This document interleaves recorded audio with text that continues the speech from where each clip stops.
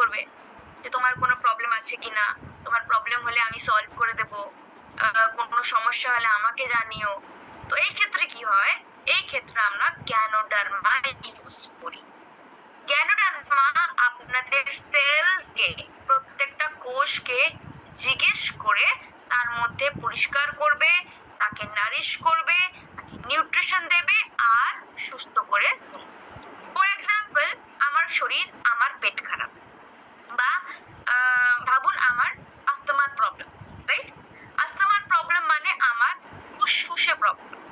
Ganoderma কি করবে, আমার লাংসের কোষকে জিজ্ঞেস করবে যে তুমি ভালো আছো কিনা, তোমাকে দেখতে ভালো লাগছে না, আমি তোমার ঘর পরিষ্কার করে দিই। কিন্তু সে কোনোদিনও আমার হার্ট সেলসকে পরিষ্কার করতে যাবে না, যেহেতু আমার হার্ট সেলসটা ভালো। যেহেতু আমার ফুসফুসের সেল মানে লাংসের সেলস গুলো খারাপ